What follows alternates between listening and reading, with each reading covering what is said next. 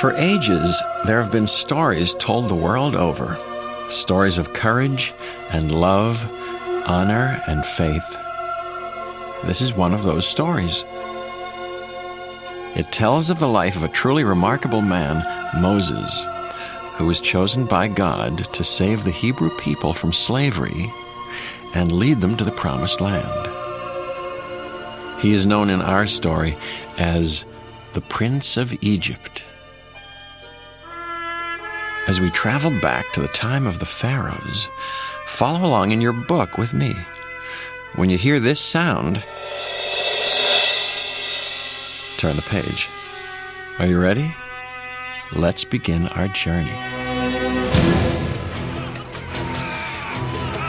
It was morning in the village where Yocheved lived with her 3 children, Miriam, Aaron, and Moses.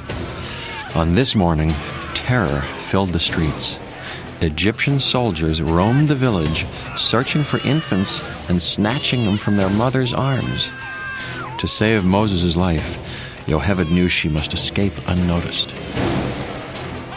Her heart filled with faith and love, Yocheved carefully made her way from the village to the river.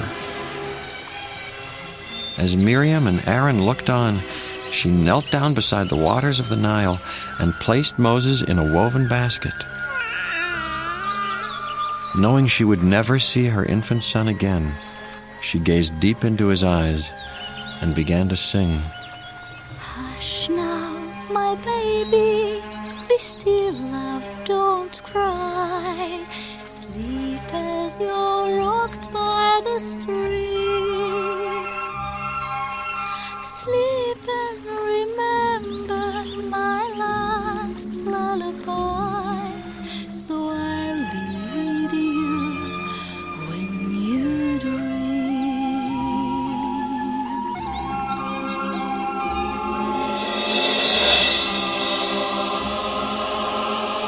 As the current swept the basket downriver, young Miriam followed its course. From the shore, she watched as the basket floated into a pool near the royal palace, where the queen was playing with her young son, Ramses.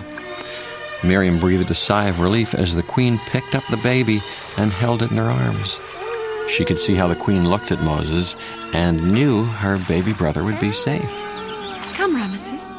We will show Pharaoh your new baby brother, Moses.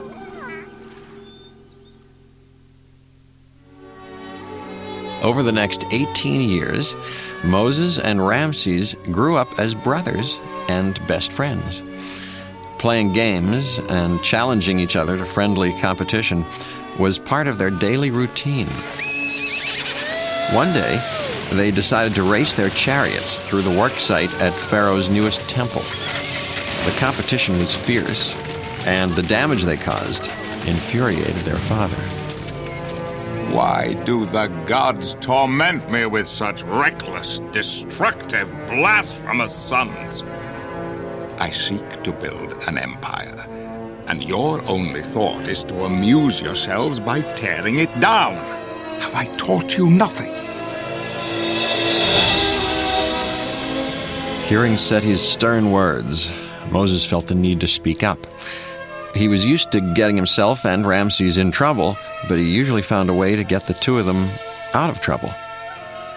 This time, the damage seemed to be worse. Father, the fault is mine. I goaded Ramesses on, and so I am responsible. Responsible.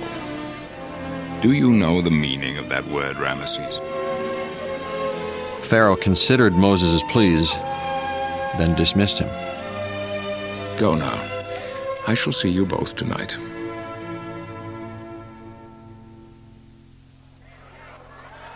At the banquet that evening, Ramses was met with an amazing surprise. Pharaoh had named him Prince Regent. He would be in charge of the construction of all the new temples. It was his chance to prove his responsibility.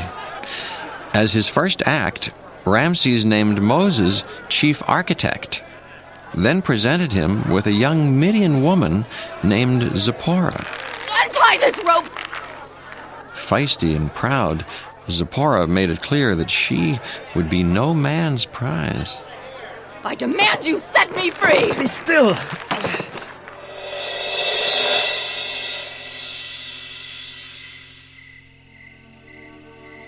Later that evening, Moses returned to his chambers to find that Zipporah had escaped. Intrigued by her will and beauty, Moses gave chase. He followed her into Goshen, where he stumbled upon 2 slaves at a well. At last. At last? Didn't I tell you? I knew he would return to us when he was ready. Unbeknownst to Moses, they were his true brother and sister, Aaron and Miriam. Miriam could hardly believe her eyes. She had watched as Moses floated down the river and into the arms of the queen, and followed as he grew up as a prince of Egypt. She had always believed that he would someday return to them. Now here he was, at their doorstep.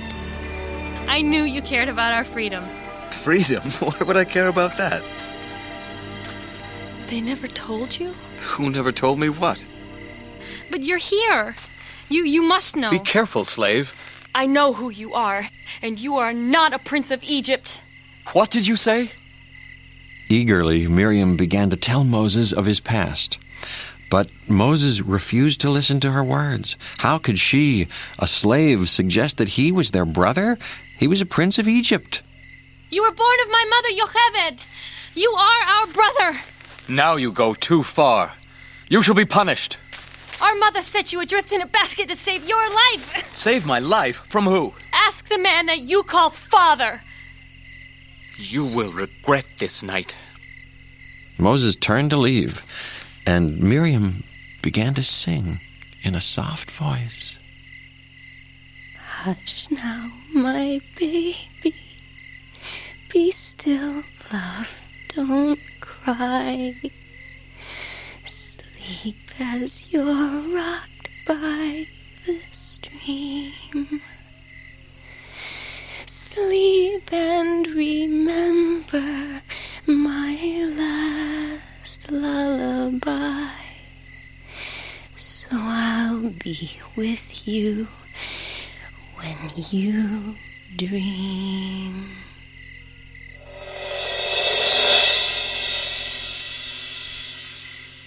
Haunted by her voice, Moses realized that he had heard the beautiful melody somewhere before. Confused, he began to run toward the palace, eager to return to familiar surroundings. Gleaming in the moonlight, cool and clean, and all I've ever known, all I ever wanted. Sweet perfumes of incense, graceful rooms of alabaster stone, all I ever wanted. This is my home, with my father, mother, brother, oh so noble, oh so strong. Now I am home, here among my trappings and belongings I belong. And if anybody doubts it, they couldn't be more wrong. I am a sovereign prince of Egypt, a son of the proud history that's shown, etched on every wall. Surely this is all I ever wanted, all I ever wanted, all I ever wanted.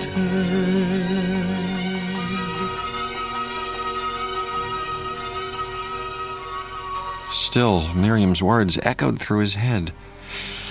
Searching for answers, Moses raced through the palace. He found himself before a towering wall of hieroglyphics. Seeing the death of the newborns depicted there, Moses realized that Miriam had spoken the truth. As Moses stood staring up at the scene, he felt a hand upon his head. It was Pharaoh. Softly, Pharaoh tried to explain what he had done. The Hebrews grew too numerous. They might have risen against us. Father, tell me you didn't do this.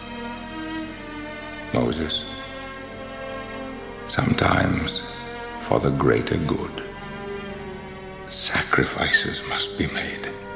Sacrifices? Oh, my son, they were only slaves.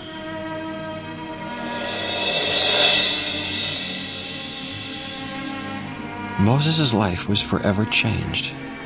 He knew that if it had not been for his mother's love, he would not have survived Pharaoh's decree.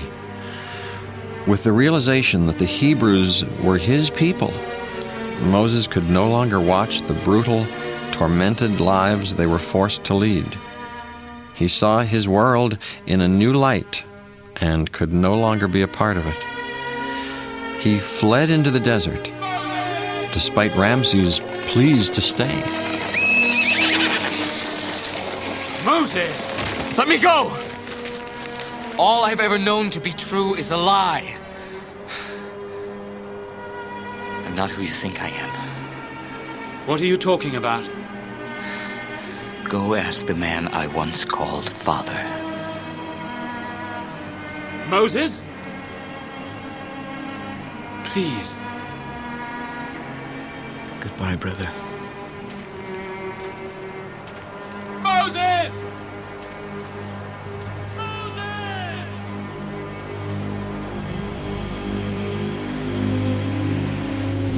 Across the desert he journeyed.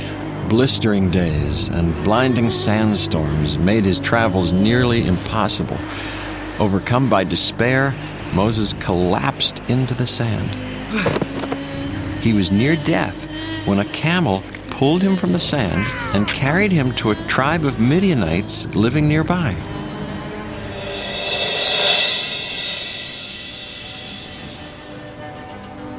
There, Moses found himself face to face with Zipporah, the strong-willed young woman from the palace. He was welcomed by her father, Jethro, the high priest of Midian, and invited to stay with them. My children, let us give thanks for this bountiful food. And let us also give thanks for the presence of this brave young man whom we honor here tonight. Please, sir, I wish you wouldn't. I've done nothing in my life worth honoring. It seems you do not know what is worthy of honor. A single thread in a tapestry, though its color brightly shine, can never see its purpose in the pattern of the grand design. And the stone that sits on the very top of the mountain's mighty face, does it think it's more important than the stones that form the base? So how can you see what your life is worth, or where your value lies? You can never see through the eyes of man. You must look at your life. Look at your life through heaven's eyes.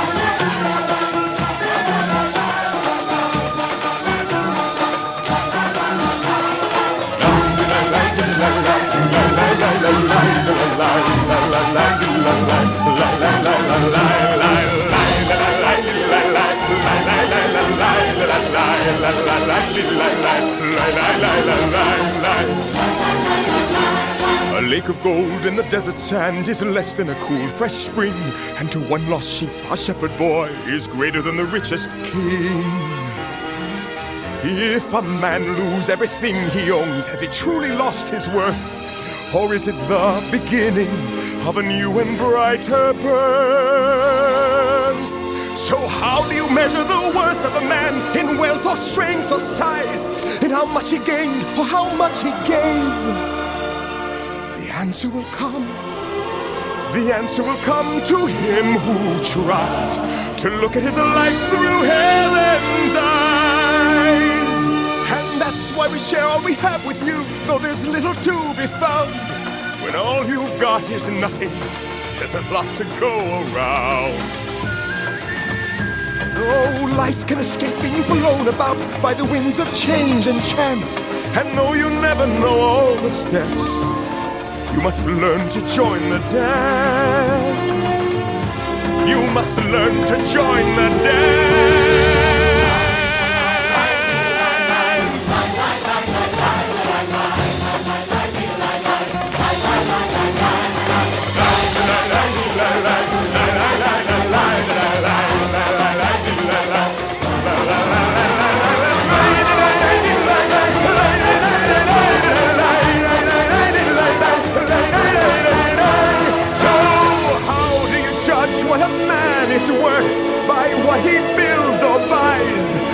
never see with your eyes on earth. Look through heaven's eyes and look at your life. Look at your life. Look at your life through heaven's eyes.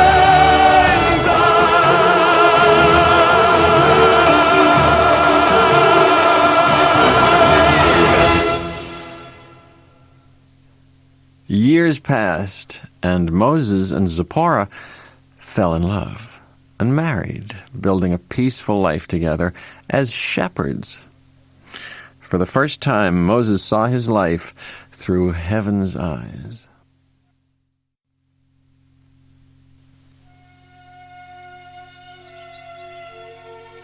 One morning, while he was out searching for a sheep that had strayed from the flock, Moses found himself on a quiet hilltop.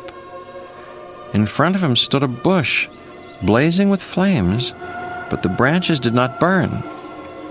Moses looked on in awe. Suddenly he heard a voice. Who are you?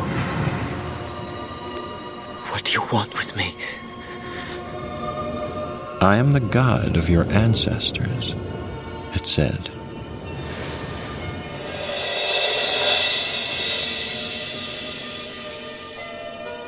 God spoke and informed Moses that he had been chosen to return to Egypt to free the Hebrews.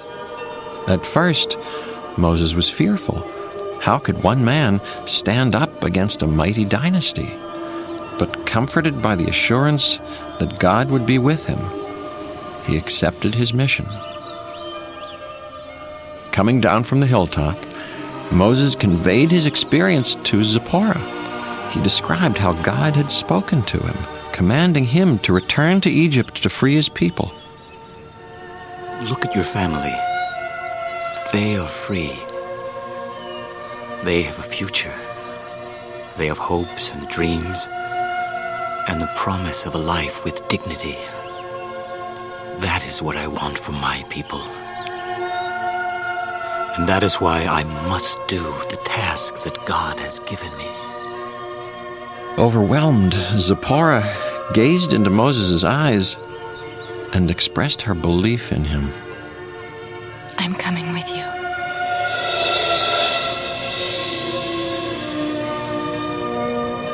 Strengthened by his newfound faith, Moses returned with Zipporah to Egypt. There, Moses discovered that Ramses had become Pharaoh. Ramses? Moses? Is it really?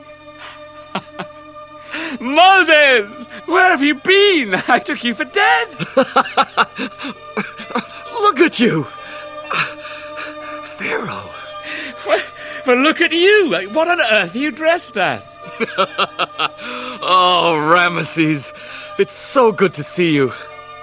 But when he demanded that Ramses free the Hebrews, Ramses was angered. Rather than grant them freedom, he increased the workload of the slaves. Moses began to plead with Ramses, warning him of the consequences of defying God's will. Following God's command, Moses planted his staff in the Nile, turning the water to blood. But Ramses refused to see the danger, convinced by his advisors, Hotep and Hoi, that the act was merely a trick.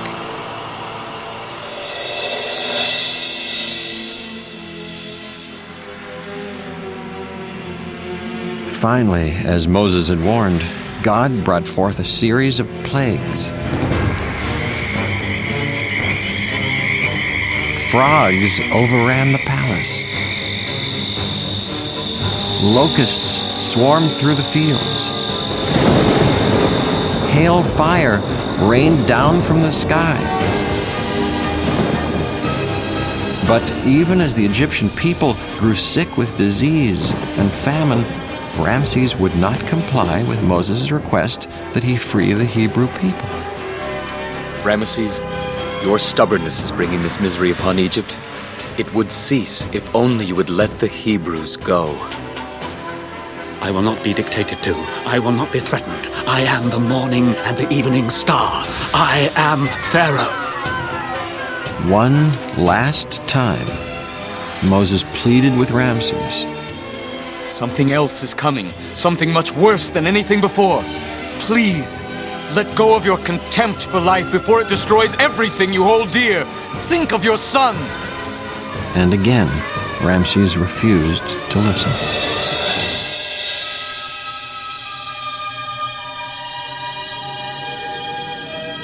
That night, the angel of death would quietly invade Egypt, killing the Egyptian firstborn. No one would be spared, not even Ramses' son. It would be the greatest pain that Ramses would ever know. The next morning, Moses found Ramses staring down, his dead son in his arms.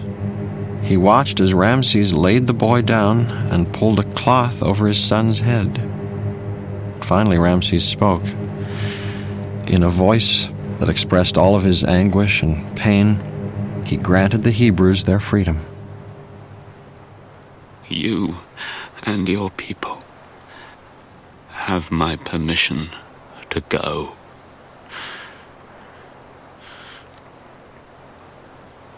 Leave me!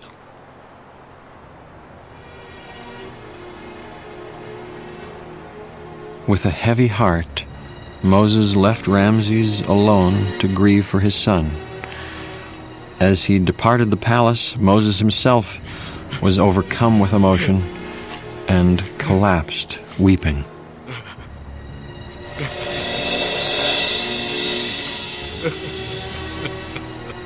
Finally, Moses made his way back to the village to give his people the news. The struggle had been enormous, but for the first time in their lives, the Hebrew people were free. With the help of Miriam, Aaron, and Zipporah, Moses began to lead the slaves out of Egypt. Many nights we've prayed with no proof anyone could hear.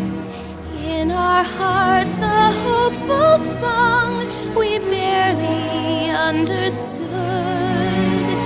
Now we are not afraid, although we know there's much to fear. We were moving mountains long before we knew we could. There can be miracles when you believe. Though hope is frail, it's hard to kill. Who knows what miracles you can achieve when you believe? Somehow you will when you believe. In this time of fear, when prayers so often proved in vain, hope seemed like the summer birds too swiftly flown away. Yet now I'm standing here with heart so full I can't explain, seeking faith and speaking words I never thought I'd say. There can be miracles when you believe. Though hope is frail, it's hard to keep. Who knows what miracles you can achieve when you believe?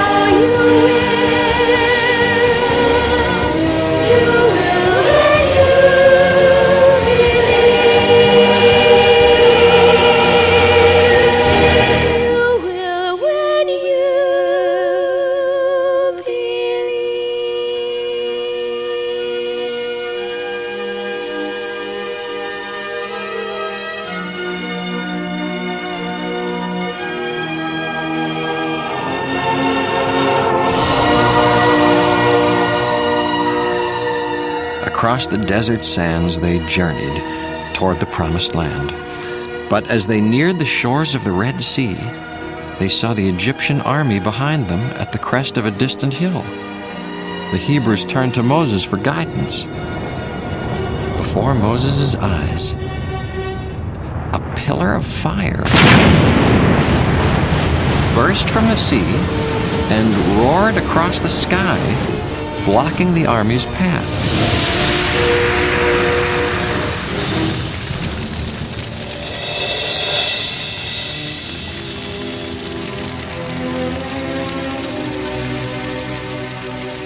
Calling again on God's power, Moses planted his staff in the water. As the Hebrew people stood awestruck, the water surged and swirled, and the mighty Red Sea parted into two towering walls of water.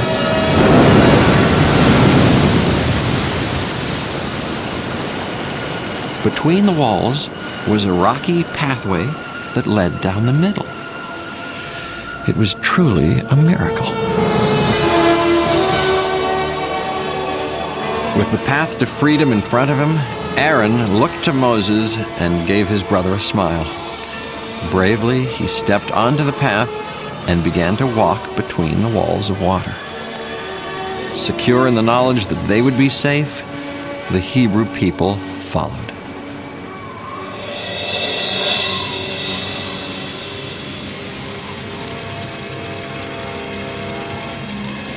The Hebrews had nearly reached the opposite shore when the pillar of fire dissolved into the ground. Astonished, Ramses gazed upon the miracle before him. Then, in an angry voice, he commanded his troops to follow the Hebrews across the ocean floor. Don't just stand there! Kill them! Kill them all! As the troops drew near, the Hebrews hurried toward safety. Just as the last of them made their way out of the sea, the walls of water crashed down on the Egyptian soldiers, trapping them deep beneath the surface.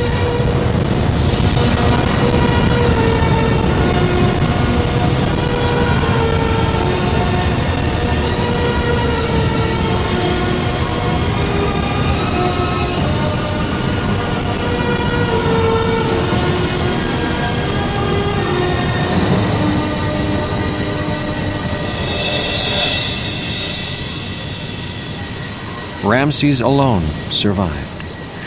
He looked out over the sea that had led his slaves to freedom, then swallowed his entire army. In despair, he let out a final cry to the brother he had once loved so dearly. Moses!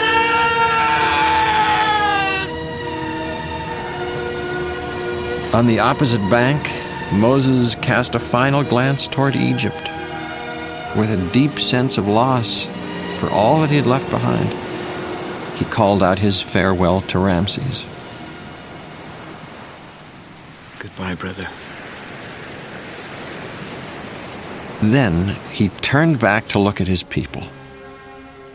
As he gazed over the joyous crowd, Zipporah turned to him and smiled.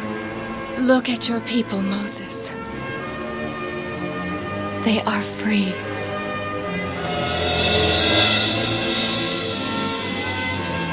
Time passed, and the light of a new dawn descended on Mount Sinai, where Moses stood tall, stone tablets in his arms.